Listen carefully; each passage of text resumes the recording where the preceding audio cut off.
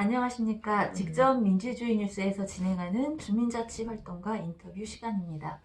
오늘은 성북구에서 주민자치 활동을 하고 계시는 홍수만 성북마을살이 연구회 대표님을 모시고 인터뷰를 진행하고자 합니다.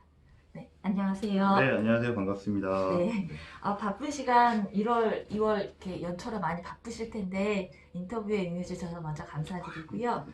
우리 직접 민주주의 뉴스 독자분들을 위해서 소개와 어떤 활동을 하시는지 간단한 말씀 부탁드립니다. 예, 제 이름은 홍수만이고요. 아까 전에 진행해 네. 주신 분께서 말씀해 주신 대로 그 지역 성북구에 있는 지역 시민단체인 성북마을살이 연구회에서 이제 활동을 하고 있습니다. 성북구에서 한 산지는 20년 좀 넘는 것 같고요. 이제 지역에서 살다가 지역에 대한 관심을 가지고 지역에 대한 애정 뭐 그런 것들이 조금씩 생기면서 지역에서 뭔가 좀 해봐야겠다라는 생각으로 활동을 하다가 어떻게 연결이 돼서 현재까지 이르고 있고요. 아무래도 관심 분야는 이제 마을 공동체를 기반으로 한 뭐 주민자치 뭐 그런 분야에 좀 많은 관심을 가지고 있고, 지금 이제 지역에서 이제 다양한 활동들을 하면서 주민자치나 협치나 마을 공동체에 관련된 강의를 하면서 활동하고 있습니다. 우리 그 양력을 제가 한번 살펴봤는데 네. 2012년부터 마을 활동을 시작하신 걸로 양력으로 네. 이제 제가 이해를 했는데 이렇게 한 10년 되신 거잖아요. 네. 네, 마을 활동 시작하시게 된 아까도 좀 전에 뭐 연결해서 하셨다고 하시긴 하셨는데 좀 어떤 구체적 계기 아니면 그 전부터 쭉뭐 마을 활동에 대한 관심이 있으셨던지 좀 이런 계기가 좀 궁금합니다. 일단은 제가 서울에서 태어나긴 했는데 초등학교 3학년 이후부터 고등학교 졸업할 때까지 이제 시골에서 살았거든요. 근데 이제 그 서울에서 살다가 시골 가서 가장 처음 놀랬던 게 친구를 사귀게 됐는데 친구가 갑자기 제 손을 붙잡고 저쪽 천막이 쳐져 있는 데 가서 밥을 먹자고 하는 거예요. 그래서 전혀 모르는 곳인데 내가 어떻게 가서 밥을 먹겠냐. 그러니까 아예 자기만 따라오라고 해가지고 따라갔는데 가서 딱 앉으니까 사람들도 일단 뭐 많기도 하지만 거기 계신 뭐 분들이 갑자기 뭐 국수도 이렇게 내주고 뭐 반찬도 내주고 그러시는 거예요. 근데 나중에 알고 보니까 그 동네에서 조금 산다는 분, 유지라고 하죠. 네. 유지분이 자제분이 이제 결혼을 하셨는데 그래서 동네 잔치를 열었다고 합니다. 예.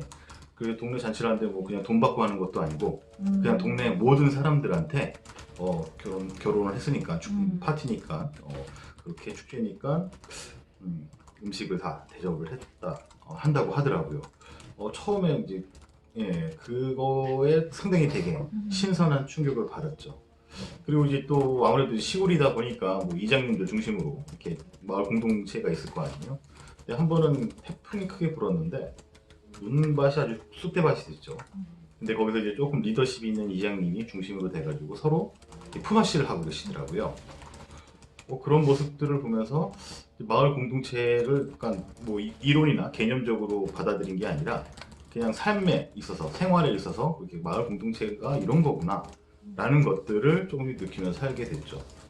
그러다가 이제 제가 20살 때쯤에 할아버님께서 돌아가셨는데, 보통 이제 우리 하면 장례식장 많이 가잖아요. 근데 이제 그때 할아버지 돌아가시니까 또 동네 역시 주민분들이 같이 장례도 치러주시고, 물론 이제 장에서도 부르긴 했습니다만 이렇게 영하는 것부터 다 이렇게 일련의 장례 과정들을 주민분들이 많이 도와주셨거든요.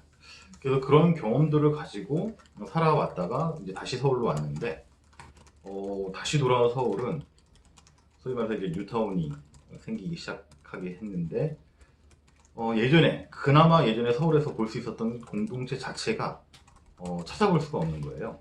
그래도 옛날에는 동네 구멍가게 앞에 그 뭐죠? 그 저기 탁상이라고 해야 되나? 뭐지?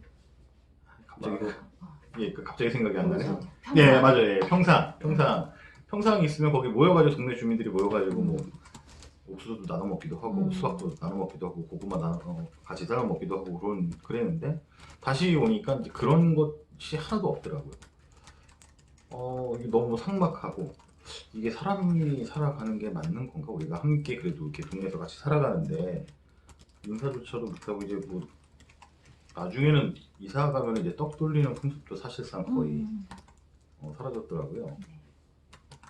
그러다 보니까 이제 그 아파트는 생겨서 이제 물론 물리적으로 참 편해지긴 했는데 삶이 편해지긴 했는데 그런 기본적인 어떤 우리가 어떻게 보면 이제 작은 단위였던 사회라고 볼 수 있는 동네나 마을이 그런 공동체가 사라졌다는 것에 대해서 상당히 되게 아쉬움을 느꼈고 이제 그런 것들을 이제 사회적인 어떤 뉴스나 이런 것들을 보다 보면은 이웃들 간의 그런 부분들에 있어서 사투미나 이런 것들이 예전보다 점점 늘어나면서 심지어는 이제 층간소음 때문에 살인 사건이 발생하는 일들도 일어나서 그때 좀 많이 좀 충격을 먹고 이렇게 살면 안 될 것 같은데 그래도 우리가 함께 살아가는 세상인데 좀 이웃들과 교류도 하고 뭔가 재미나게 살아야 이게 우리 삶이 정말 행복한 거 아닐까? 그런 고민을 하던 차에 이제 갑자기 마을 만들기 사업을 하겠다. 박원순 시장이 등장해서 그러던 참에 이런 것들이 필요할 것 같다. 네. 나도 뭔가 이 활동에 있어서 좀 역할할 수 있는 게 있을까라고 이제 찾다 보니까 이제 그 삼태기 마을이라는 곳에서 마을 활동가를 구한다. 라는 공고를 이제 누가 추천을 해줬고 평소에 저도 이제 그 전에 이제 이런저런 활동을 하고 있다 보니까 이제 아시는 분들이 너한테 딱 맞는 일인 것 같다라고 해서 추천을 해주셔가지고 그렇게 연결이 돼서 이제 마을 활동을 본격적으로 시작하게 됐습니다. 네, 그래서 그러니까 삼태기 마을 방금 말씀해 주셨는데 네네. 이게 제가 삼태기 마을 인터넷으로 쳐보니까 나름대로 이렇게 소개가 아주 잘 되어 있더라고요. 예. 주목받는 이제 마을로 이제 소개되어 있는 내용도 보기는 했었는데 사실 여기서 이제 뭐 삼태기 마을 주민 공동체 운영위원회 활동가라고도 양력에 쓰셨어요. 네네네. 마을과 활동가 이게 이제 좀 이제 연결을 이제 머릿속으로 해보려고 했는데 실제로 아까도 말씀하셨지만 서울이라는 곳에 돌아와 보니까 좀 마을 공동체가 좀 사라지고 좀 삭막한 동네 이런 곳인데 이제 활동가라 그러면 어느 정도 이제 좀 자기 의지나 목적 의식을 가지고 이제 활동을 하는 사람인 거잖아요. 그래서 마을 주민들 속에서 이제 배출된다라기보다는 그렇다면 초반에 이제 마을 주민들과 활동을 해나가시는 데 있어서 어려움도 있으셨겠다 이런 생각도 좀 들고요. 근데 이제 어쨌든 사람과의 사업이니까 이제 그분들의 마음을 얻어야 되는데 그쵸. 그 과정을 좀 어떻게 하셨을까? 그 과정을 잘 하셨으니까 지금까지 성북구에서 쭉 이제 신뢰를 바탕으로 활동을 하실 것 같아요. 그게 좀 궁금합니다. 아마 마을 활동가로 공식적인 명칭이 사용된 건 제가 거의 1호인 걸로 기억을 해요. 예, 그 기억을 하는데 그래도 이제 1호다 보니까 아무래도 여기에 대한 어떤 방향이나 그런 것들이 정립이 되어 있진 않았죠. 다만 마을이라는 이 포괄적이고 총체적인 어떤 개념 안에서의 그 지역의 어떤 문제를 함께 해결하고자 하는 그 지역 구성원들의 어떤 욕구를 좀 더 원활하게, 좀 더 공동체적인 관점에서 풀어줄 수 있는 역할을 해주는 게 마을 공동체 활동가의 역할이 아닐까라는 이제 생각을 하고 이제 접근을 했고요. 그렇기 때문에 가장 중요한 거는 주민들의 욕구가 무엇인지 이제 파악하는 게 가장 핵심적인 부분이었던 것 같고 이제 그런 걸 파악하기 위해서 주민들을 정말 많이 만났죠. 예, 별것도 아닌 일 가지고 만나서 그냥 이야기하고 남들이 보면 어떻게 보면 그냥 저게 그냥 수다만 떨고 다니네라고 오해할 수도 있는데 이게 딱 사람이 만나가지고 처음 봤는데 뭐 해결하고 싶은 게 뭐가 있으세요라고 해보면 말 걸으면 이게 좀 사실 처음부터 이게 쉽게 나오지는 않잖아요. 그래서 나름대로 안면도 좀 익히고 좀 친해져야 되고 그러다 보면 자연스럽게 이야기 와중에 이제 좀 지역에서 살아보니까 내가 좀 이런 것들이 고민이고 좀 이런 부분들을 좀 바꿨으면 좋겠다라고 자연스럽게 이야기가 나올 텐데 그래서 이제 저도 이제 그 부분에서 좀 더 중점을 뒀고 일단은 뭐 일이 뭐 많든 적든 간에 주민들을 만나는 걸 일단 최우선적으로 많이 했고요.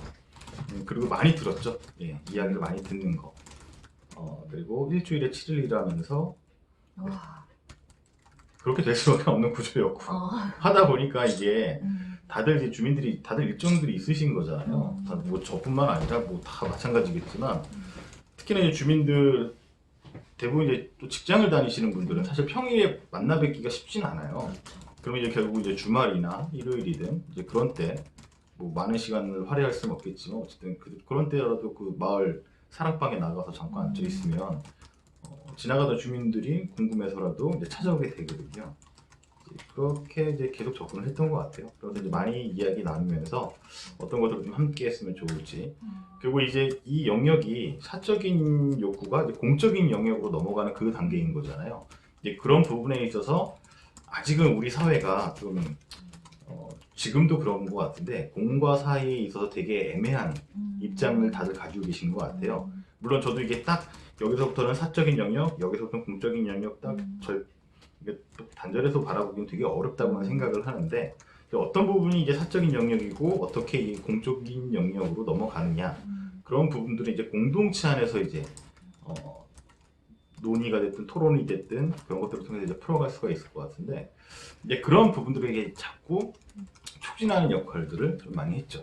그래서 이제 개인적인 어떤 의견, 개인적인 욕구 이게 어떻게 보면 여러분들 우리 좀 일상생활에서 같이 모여서 논의하는 자리에서도 저 개인적인 생각은 이런 표현들을 많이 볼 수가 있잖아요. 근데 그렇게 개인적으로만 접근하는 게 아니라 이제 그 마을 안에서의 나의 욕구가 이 마을 안에서는 어떻게 펼쳐질 수 있는지를 확인하는 그런 자리들을 많이 가지려고 노력을 했습니다.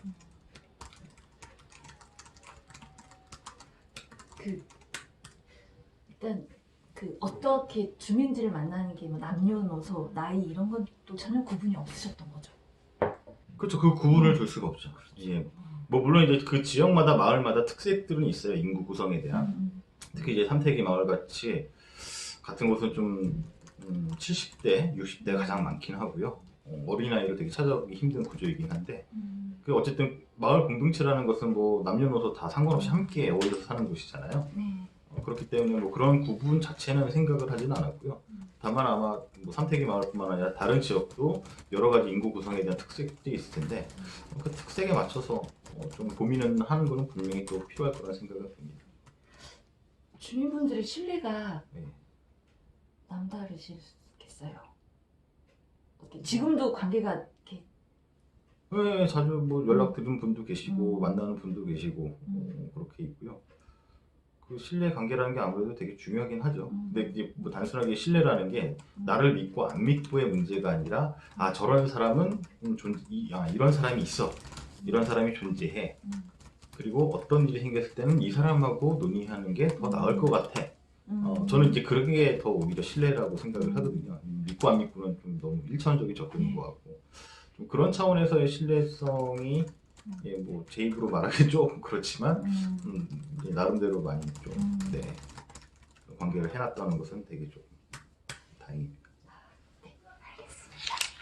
네, 근데 이제 뭐 같이 연결되는 것일 수도 있는데 실제 우리 그 성북 아까도 좀 전에 인터뷰 전에 잠깐 말씀을 나눴지만 성북구 하면 좀 서울에서 마을 활동 잘 되는 곳이 어디예요? 그럼 다른 곳 선생님들이 성북구를 많이 사실 추천을 해주세요. 그건 아실 것 같아요. 네, 이제 우리 직접민주주의 뉴스 독자분들에게도 좀 자랑하고 싶은 어쨌든 성북구가 쭉 해온 마을 활동의 역사가 있으니까 자랑하고 싶으신 사업이면 사업일 수도 있지만 이런 주민자치의 모습 이게 있으시다면 이거 하나만 좀 소개 부탁드립니다. 뭐 자랑이라고 할 것까지는 왜냐하면 저는 이제 뭐 마을 공동체가 됐든 뭐 주민자치가 됐든 뭐든 간에 100년을 바라보고 하거든요. 그러니까 이게 하루아침에 되는 건 분명히 아닌 것 같고요. 단순하게 이게 공모 사업을 몇 년 했다고 마을 공동체가 이루어진다고는 생각은 하지는 않습니다. 예, 그건 이제 주민자치도 마찬가지고 뭐 나중에 좀 더 확장하면 자치분권도 마찬가지겠지만 그런 부분은 되게 시간이 많이 걸리는 일인 것 같고요. 그리고 이제 신뢰라는 것도 그런 관계망들이 계속 누적되어야지만 그것이 이어질 수 있다고 생각하거든요. 어느 순간 이게 또 끊기면 그 신뢰성도 결국은 이제 단절이 될 수밖에 없더라고요.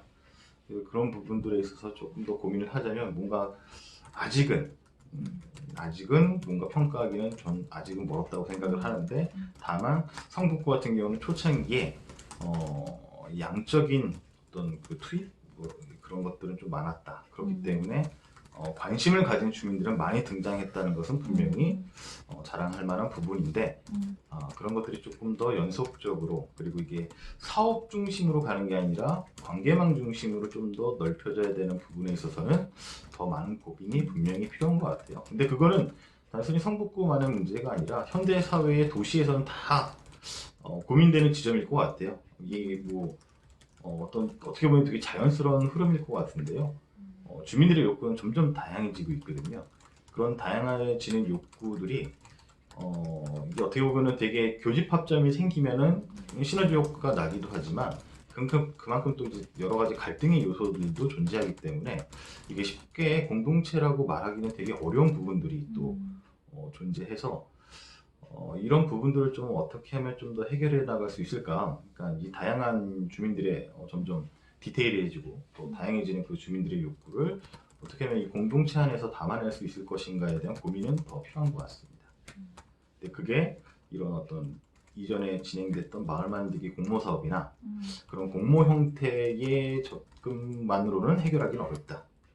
그거를 조금 더 뛰어넘을 수 있는 다양한 접근이나 정책적인 지원이 필요하지 않을까라는 생각이 듭니다. 그러니까 이게 사업 중심이나 공모 사업이 어쨌든 사업이니까 그렇죠. 이례적인 행사 중심으로 주민과의 관계를 형성해 나가는 것은 한계가 있다고 보시는 거죠? 그렇죠. 근데 이게 어떻게 보면 또 그러니까 결과를 보느냐 과정을 보느냐 그 차이인 것 같아요. 예, 결국 이제 그 문제인데 좀 더 이제 이런 공동체나 이런 부분에 좀 관심 있는 부분들은 아무래도 이제 과정에 있어서 되게 많은 것들을 우리가 고민하게 되는데 어떻게 보면 이제 좀 행정이나 아니면 좀 오랫동안 그 행정에 친화적인 입장을 가지신 주민분들 입장에서는 결과에 좀 더 크게 비중을 두시는 경우가 많은데요. 물론 저도 이제 결과가 우리가 결과를 무시하거나 이걸 뭐 부차적인 것으로 넘길 수는 없다고는 생각은 하는데 그럼에도 이제 민주주의도 결국 이제 과정이 상당히 되게 중요한 것처럼 공동체가 됐든 주민자치가 됐든 과정에 있어서 되게 이런 어떤 다양성과 대표성 이런 많은 것들을 고민하면서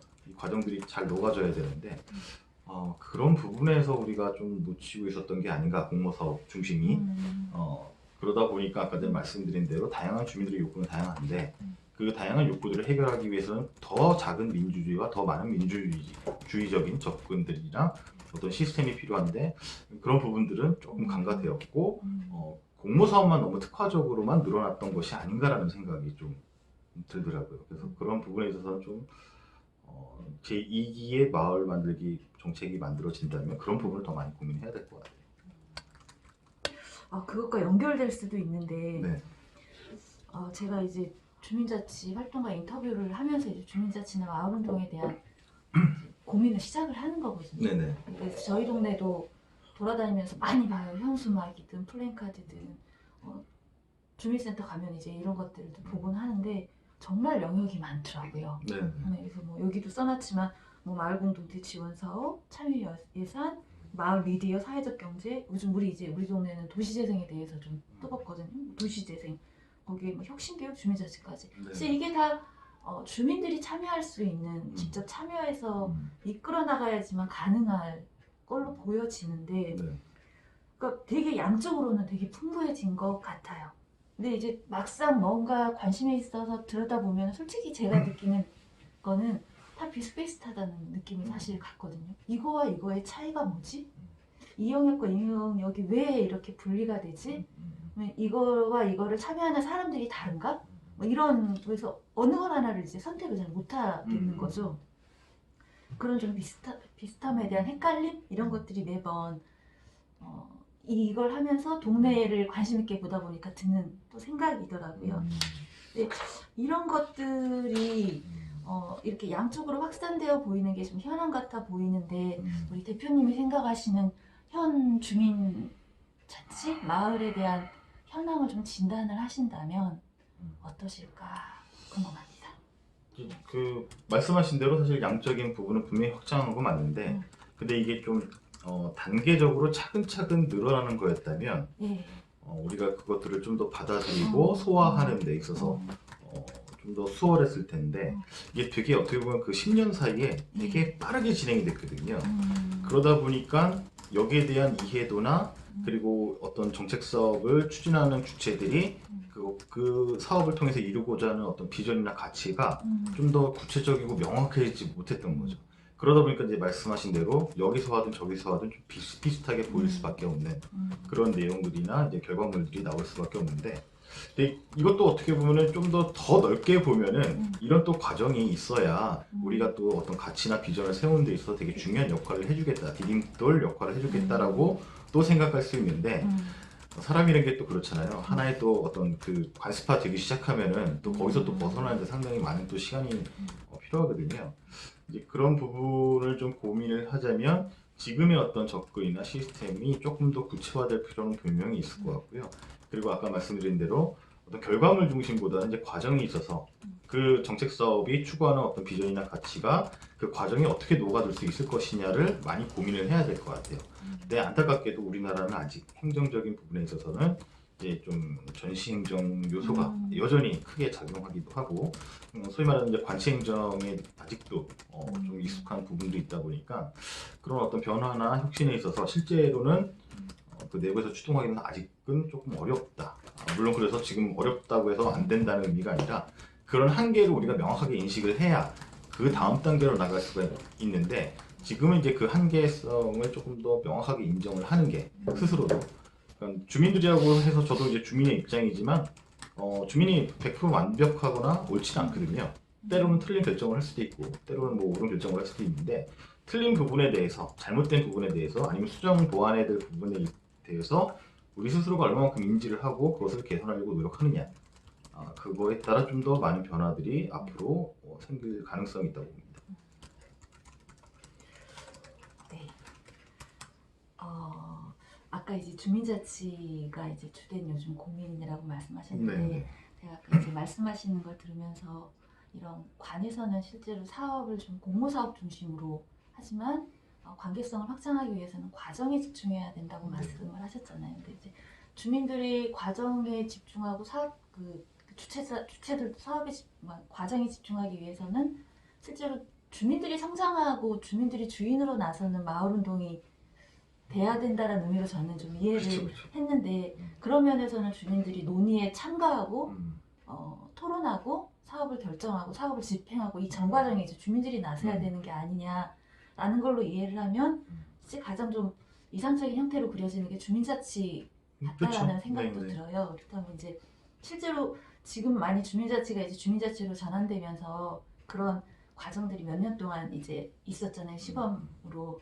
이런 지금까지 주민자치에 대한 좀 성북구를 중심으로겠지만 주민자치의 성장에 대해서 좀 평가를 하신다면 어떠신지 또 좀 부탁드립니다. 이것도 어떻게 보면 이제 막 시작한 거죠. 네, 뭐 소위 말해서 이제 주민자치 얘기하면 우리 항상 그 스위스의 란치게마인데를 항상 예시로 들잖아요. 근데 그건 거기는 이제 이미 역사가 700에서 800년 정도 가까이 됩니다. 그것도 주마다 좀 다르더라고요. 시작한 지가. 그래서 이제 우리나라는 이제 겨우 10년 될까 말까 하는 수준인 거잖아요. 거기에 비하면 뭐 아직 우리가 뭔가를 평가를 하기에는 아직은 좀 먼 것 같고요. 다만 이 주민자치를 어떤 관점으로 바라보느냐는 조금 더 많은 고민들이 필요할 것 같아요.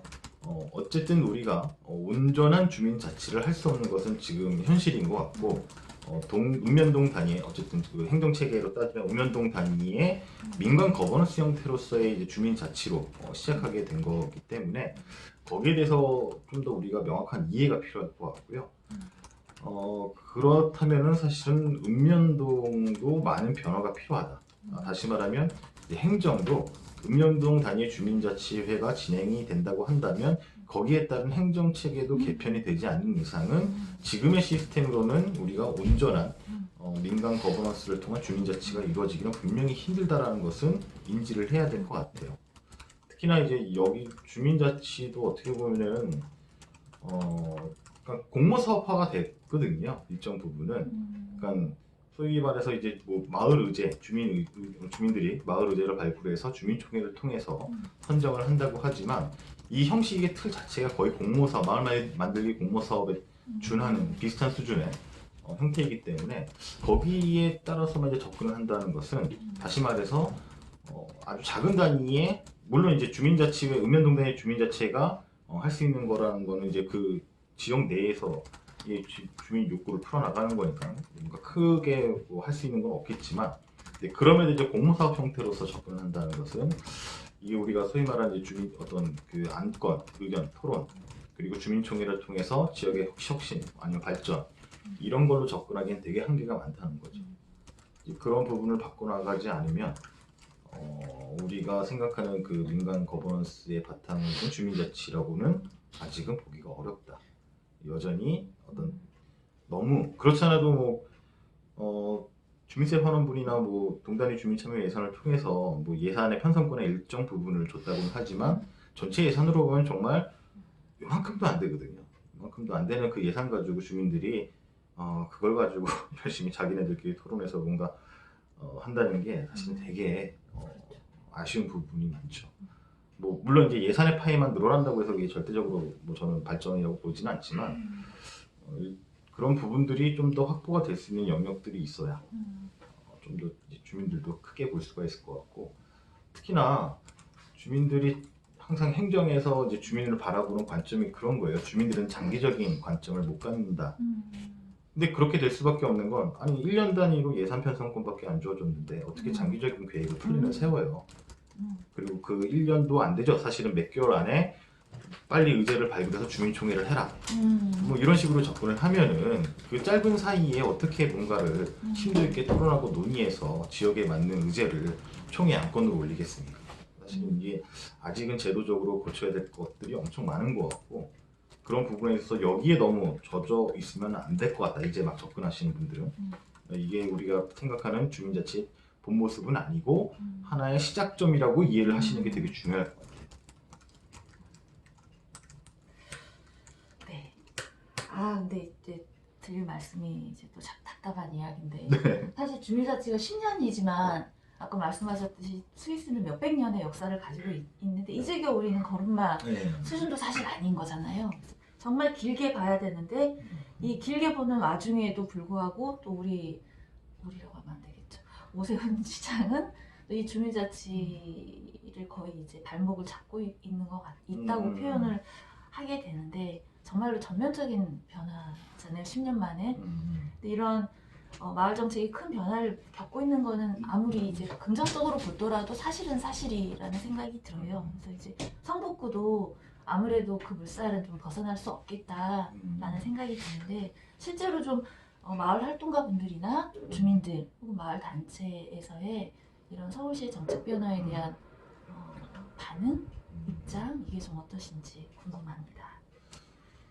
뭐 이제 광역 단위의 어떤 정책 사업들이 있고 이제 지자체 단위의 이 정책 사업들이 있을 텐데 이제 그 마을 만들기나 주민자치 큰 영역에서 광역 단위가 해야 될 역할이 있고 지자체가 해야 될 역할들이 있잖아요. 근데 이제 그 지자체 단위에서 그나마 성북구는 조금 하고 있는데 서울이랑 광역이 그 역할을 안 해주고 있으니까 사실은 구 자치구 내에서만 해결하기는 상당히 어려운 게 많고, 저도 이제 그 성북뿐만 아니라 다른 지역의 활동가들이나 아니면 다른 지방의 활동가들하고도 이제 많은 교류를 하기도 하는데 아무래도 이런 정책들을 스톱시키거나 아니면 축소시키는 지역에 계신 분들은 상당히 위기감을 느낄 수밖에 없고요. 뭐 물론 이게 단순하게 예산 지원의 부분을 떠나서 아까는 말씀드렸지만 어쨌든 우리가 이 모든 부분들은 대부분 이제 민간 거버넌스로 이루어져야 되는데 관에서 이제 일방적으로 거버닝을 다 끊어버리는 거잖아요. 그리고 다시 예전처럼 관치 행정을 하겠다는 의미이기 때문에 이제 겨우 우리가 겨우 이만큼 해놓은 것조차도 다시 후퇴하거나 축소될 수밖에 없다는 그런 부분에 있어서는 상당히 되게 아쉬움을 넘어서 지금 많은 분들이 통탄하고 계시죠. 그리고 이제 그런 부분들을 깊숙이는 잘 몰라도 그냥 이런 활동을 조금이라도 해봤던 일반 주민들 입장에서도 사실 이거 우리 이제 더 이상 뭔가 못하나 보다 그런 어떤 좀 패배감이라고 해야 되나 뭐 하여튼 그런 좀 부정적인 어떤 인식들을 가지고 계셔가지고 좀 동력이 떨어지는 것도 일정 부분은 사실이기도 하죠. 바라던 바를 이루고 있는 거네요, 걔네들은. 그렇죠. 이게 사실 기득권의 입장에서는 시민사회 주민들이 성장하는 게 탐탁지는 않겠죠. 이제 본인들의 어떤 기득권을 일정 부분은 내려놓거나 아니면 양보를 해야 되는 부분이기 때문에 기존의 기득권을 가지고 계신 분들은 그런 것들을 내려놓고 싶지는 않겠죠. 그래서 그러니까 그쪽의 입장이 이해가 안 되는 건 아니에요. 근데 그렇게 해서라도 뭔가 좀 더 나아지면은 저도 인정을 하겠고 또 그리고 이 과정에서 얼마 전에 이제 마을 만들기 지원 서울시 마을 만들기 지원 조례가 폐지가 됐는데 근데 그 과정에서도 뭔가 약간 우리가 민주주의 국가에 살고 있는데 전혀 이런 어떤 토론이나 논의가 없이 일방적으로만 조례를 폐지하고 예산을 삭감한다는 것 자체가 그동안 우리가 뭘 위해서 열심히 했던가라는 좀 자괴감이나 이제 회의감에 빠지게 하는 부분도 분명히 있죠. 네. 그렇습니다. 근데 이제 어쨌든 안타깝고 실제 뭐 동대문구 같은 경우는 지원센터가 문을 닫기도 하고 서남부 MPO도 문을 닫기도 하고 실제로 이제 그분들은 아주 현실적인 문제로 위협을 느끼고 계신 게 사실인데 그래도 인터뷰를 하시면서도 그래도 이건 퇴행하지는 않을 거다라는 이제 좀 근본적인 믿음은 언제나 내비치시더라고요. 실제로 우리 홍수만 대표님이 생각하시기에 그러한 생각에 동의하시는지 그리고 만약 그러시다면 이게 그들이 말하는 이제 그 정책을 변화시키려고 퇴행시키려고 하는 사람들 입장에서 봤을 때 이 주민자치는 변하지 않고 계속 성장할 수 있는 좀 힘? 10년간이 가졌었던 그래도 성과 이렇게 좀 정리되시는 게 있으시면 그것도 한 말씀 부탁드릴게요. 사실 이제 막 시작해서 이걸 뭐 평가를 하기가 상당히 되게 애매하긴 한데 아니 저는 이제 퇴행이 있을 수도 있다고 보고요. 근데 그거는 뭐 어떤 정책이든 다 기복이 있는 거니까. 네, 뭐 시민사회가 뭐 하루아침에 발전한 것도 아니고 뭐 프랑스 영화만 보더라도 혁명 성공하고 나서 다시 왕정으로 돌아갔다가 다시 또 공화정으로 돌아가고 그런 과정들이 있었잖아요. 그렇기 때문에 저는 이제 퇴행이 되더라도 그건 뭐 그냥 부정적으로만 생각하는 게 아니라 어떻게 보면 2보 전진을 위한 1보 후퇴? 뭐 이 정도로 좀 우리가 더 넉넉하게 좀 받아들여야 되지 않을까. 퇴보나 퇴항에 대해서 부정적으로만 생각하지 말고 이번 기회에 그러면은 앞전에 어떤 이런 정책들을 1기라고 봤을 때 다음 2기를 준비하기 위한 과정으로 좀 생각해야 되는 것이 필요하다고 보고요. 특히 이제 1기 때 물론 이제 이 마을 공동체나 주민자치를 퇴행이나 퇴보시키려고 하는 세력들 적으로 진행했던 시민사회나 이런 쪽에서도 좀 주체적으로 했던 그런 시민사회 단위들도 자기 반성이 필요하지 않을까라는 생각은 듭니다. 그러니까 다시 말해서 이걸 너무 막 양쪽으로만 팽창하고 너무 급속하게 진행했던 것들이 이게 정말 우리한테 도움이 되었던 건가 단계적으로 차근차근 하는 것들이 필요했고 그리고 이런 어떤 성과들을 시민들이 좀 더 공감하고 공유할 수 있는 형태들을 더 많이 만들어 가야 되는 게 아니었나. 그리고 자체 평가에 대한 부분도 좀 더 냉정하게 이루어져야 되지 않았는가. 그런 부분들을 더 많이 고민을 해야 될 것 같아요. 그렇지 않으면 어떤 조직이든 뭐 그거는 뭐 정치적 이념이나 뭐 그런 거에 상관없이 자기 어떤 판단이나 자기에 대한 평가가 냉정하게 이루어지지 않으면 그 단체는 어쨌든 고립되거나 후퇴하거나 퇴보할 수밖에 없잖아요. 그런 부분은 좀 많이 고민을 해야 될 것 같고요. 그런 평가나 그런 부분에 있어서도 더 많은 공유를 해야 된다 결국에는. 네. 그래야 그런 것들을 우리가 기반으로 해서 과거의 어떤 좀 부족했던 부분을 채워나가면서 앞으로를 준비할 수 있지 않을까. 저는 그냥 있는 그대로 다 받아들이는 게 좋을 거라고 생각합니다. 결국은 사실 서울시장이나 서울시 의회를 이렇게 많이 뺏긴 것도 그런 부분을 우리가 제대로 못했기 때문에 거기에 일정 부분 요인이 있다고도 생각을 합니다. 뭐 저도 많이 반성을 하고 있고요. 네, 알겠습니다. 말씀해주신 거랑 뭐 비슷할 수 있어서 이건 짧게 말씀해주시면 될 것 같아요. 그래서 이제 지금 뭐 보니까 주민자치회가 거의 올스톱된 것 같아요. 뭐 새로 확대하는 것도 다 중단시키고 예산도 깎고 있고 그런 조건에서 근데 어쨌든 이게 잘못하면 또 주민자치위원회로 넘어가는 거 아닌가 막 이런 생각도 드는데 주민자치가 어쨌든 뭐 공모사업 형태를 띠긴 하더라도 주민들이 주인에서 참가하는 공간 자체가 없어진다면 그건 또 문제니까요. 근데 이게 지속적으로 성장하기 위해서 주민자치가 지속적으로 성장하기 위해서 좀 필요한 과제 이런 것들에 대해서 마지막으로 좀 여쭤보고 싶습니다. 뭐 저도 이제 행정의 입장 잠깐 공무원에서 저도 생활을 해봤기 때문에 네, 네. 이 입장을 전혀 이해 못하는 건 아닌데 근데 이제 그거를 이제 너무 단기적으로 가시적인 성과를 위해서 내달리기보다는 또 아까 말씀드렸다시피 이제 좀 과정에 집중하는 형태로서 전환하는 것들이 필요하고 그러기 위해서는 혁신적인 어떤 은병동 행정체계의 변화도 분명히 필요합니다. 그런 것들이 이루어지지 않으면 안 될 것 같고요. 그리고 특히나 총회에 있어서 저도 이제 뭐 강의를 하든 컨설팅을 하든 항상 주민들한테 드리는 말씀이 공모사업 형태로서만 접근하지 마시고 정책을 한번 제안하시는 것도 필요하다. 지역 단위에서 우리가 할 수 있는 꼭 예산, 그러니까 다시 말하면 이제 예산 사업만 몰두하지 말고요. 그런 어떤 정책을 제안할 수 있는 형태로서의 전환, 그런 중의를 모으는 과정에서 우리가 진짜로 실질적인 주민자치를 이룩할 수가 있을 것 같다라고 항상 말씀을 드리거든요. 그런 부분은 우리도 좀 준비를 해야 될 것 같아요. 그러니까 행정이나 지금의 어떤 정치인들을 비판하는 것도 물론 비판할 땐 비판해야 되겠지만 그만큼 또 우리도 준비해야 되는 것들이 많고 그러기 위해서는 우리 스스로가 좀 더 지금 과거의 어떤 관습이나 접근보다는 새로운 형태로서의 정책이나 지역사회를 바라보는 눈들이 필요하다. 그러기 위해서는 우리도 많은 준비를 해야 되지 않을까라는 생각은 듭니다. 네, 알겠습니다.